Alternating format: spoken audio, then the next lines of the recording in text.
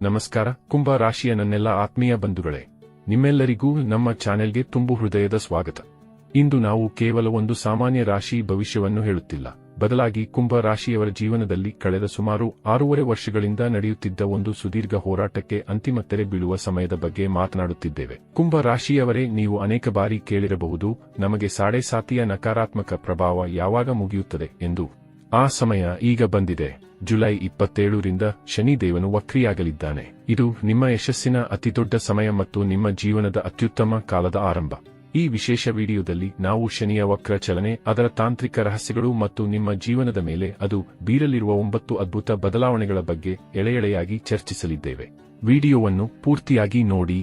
ನಿಮ್ಮ ಜೀವನದಲ್ಲಿಯೂ ಏನಾದರೂ ಸಮಸ್ಯೆಗಳು ಬಾಧಿಸುತ್ತಲಿದ್ದರೆ ಈ ಕೂಡಲೇ ಸ್ಕ್ರೀನ್ ಮೇಲೆ ಕಾಣ್ತಿರುವ ನಮ್ಮ ಗುರೂಜಿ ನಂಬರಿಗೆ ಕರೆ ಮಾಡಿ ಶೀಘ್ರವೇ ಶಾಶ್ವತ ಪರಿಹಾರ ಕಂಡುಕೊಳ್ಳಿ. ಕುಂಭ ರಾಶಿಯವರೇ, ಜುಲೈ 27ರಿಂದ ಡಿಸೆಂಬರ್ 11, 2026ರವರೆಗೆ ಶನಿ ದೇವನು ಸುಮಾರು 138 ದಿನಗಳ ಕಾಲ ವಕ್ರಿಯಾಗಿ ಚಲಿಸಲಿದ್ದಾನೆ.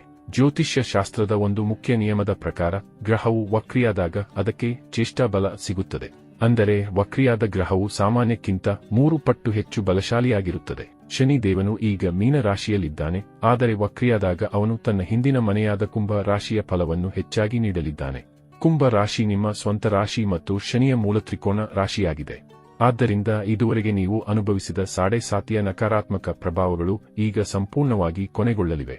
ಶನಿಯು ಹಿಂದೆ ಚಲಿಸುವಂತೆ ಕಂಡರೂ ಅದು ನಿಮ್ಮ ಜೀವನವನ್ನು ವೇಗವಾಗಿ ಮುಂದಕ್ಕೆ ಕೊಂಡೊಯ್ಯುವ ಶಕ್ತಿಯನ್ನು ನೀಡಲಿದೆ. ಸಿಂಹ ರಾಶಿಯವರೇ, ಶನಿಯು ವಕ್ರಿಯಾದ ಕ್ಷಣದಿಂದಲೇ ನಿಮ್ಮ ಮೇಲೆ ಇದ್ದ ಸಾಡೆ ಸಾತಿಯ ಕರಾಳ ನೆರಳು ಸರಿಯಲು ಶುರುವಾಗುತ್ತದೆ.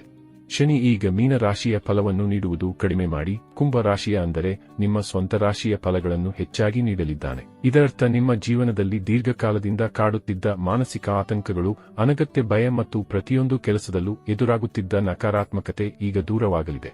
ಶನಿಯು ಈಗ ತನ್ನ ಸ್ವಂತ ಮನೆಯನ್ನು ಪ್ರೀತಿಸುತ್ತಾನೆ ಮತ್ತು ತನ್ನ ಮನೆಯ ಜನರಿಗೆ, ಅಂದರೆ ನಿಮಗೆ ಅನ್ಯಾಯ ಮಾಡಲು ಬಯಸುವುದಿಲ್ಲ. ಇದು ನಿಮ್ಮ ಹಣೆ ಬರಹ ಬದಲಾಗುವ ಮೊದಲ ಹಂತ.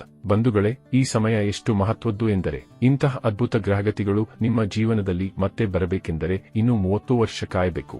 ಈಗಿನಿಂದ ಹಿಡಿದು ಜೂನ್ 3, 2027ರವರೆಗೆ ನಿಮಗೆ ಸಿಗುತ್ತಿರುವ ಈ ಸಮಯವು ನಿಮ್ಮ ಜೀವನದ ಅತ್ಯುತ್ತಮ ಕಾಲ. ಶನಿ ಈಗ ಬುಧನ ನಕ್ಷತ್ರದಲ್ಲಿದ್ದಾನೆ. ಬುಧ ನಿಮ್ಮ ಪಂಚಮೇಶ್ ಮತ್ತು ನಂತರ ತನ್ನ ಸ್ವಂತ ನಕ್ಷತ್ರಕ್ಕೆ ಪ್ರವೇಶಿಸಲಿದ್ದಾನೆ. ಜೊತೆಗೆ ಮೀನ ರಾಶಿಯಲ್ಲಿರುವ ಶನಿಯ ಮೇಲೆ ದೇವಗುರು ಬೃಹಸ್ಪತಿಯ 9ನೇ ದೃಷ್ಟಿಯೂ ಬೀರುತ್ತಿದೆ. ಸಾಕ್ಷಾತ್ ಗುರುವು ಶನಿಯನ್ನು ನೋಡುತ್ತಿರುವುದರಿಂದ ಶನಿ ದೇವನು ನಿಮಗೆ ಅಶುಭ ಫಲಗಳನ್ನು ನೀಡಲು ಸಾಧ್ಯವೇ ಇಲ್ಲ. ಈ 10 ತಿಂಗಳನ್ನು ವ್ಯರ್ಥ ಮಾಡಿದರೆ ಮುಂದೆ ಬಹಳ ಹೋರಾಟ ಮಾಡಬೇಕಾಗಬಹುದು. ಆದ್ದರಿಂದ ಎಚ್ಚರದಿಂದಿರಿ. ಕುಂಭ ರಾಶಿಯವರೇ, ಕಳೆದ 6.5 ವರ್ಷಗಳಲ್ಲಿ ನಿಮ್ಮ ಆರ್ಥಿಕ ಸ್ಥಿತಿ ತುಂಬಾ ಹದಗೆಟ್ಟಿರಬಹುದು. ಸಾಲ ತೀರಿಸಲು ಮತ್ತೊಂದು ಸಾಲ ಮಾಡುವುದು ಅಥವಾ ಆಸ್ತಿಗಳನ್ನು ಮಾರಾಟ ಮಾಡುವಂತಹ ದುಸ್ಥಿತಿ ನಿಮಗೆ ಬಂದಿರಬಹುದು. ಆದರೆ ಈಗ ಶನಿ ದೇವನು ನಿಮ್ಮ ಧನ ಭಾವದ ಹಣದ ಮನೆ ಮೇಲೆ ಕೃಪೆ ತೋರಲಿದ್ದಾನೆ. ಸಾಲ ಮುಕ್ತಿ ಜುಲೈ 27ರ ನಂತರ ನಿಮ್ಮ ಮೇಲಿರುವ ಸಾಲದ ಹೊರೆ ಇಳಿಯಲು ಶುರುವಾಗುತ್ತದೆ. ಹಣದ ಹರಿವು, ನೀವು ನಿರೀಕ್ಷಿಸದ ಕಡೆಗಳಿಂದ ಹಣ ಬರಲಿದೆ. ಹೂಡಿಕೆ ಲಾಭ, ಸ್ಥಗಿತಗೊಂಡಿದ್ದ ಹಣಕಾಸಿನ ವ್ಯವಹಾರಗಳು ಚುರುಕುಗೊಳ್ಳಲಿವೆ.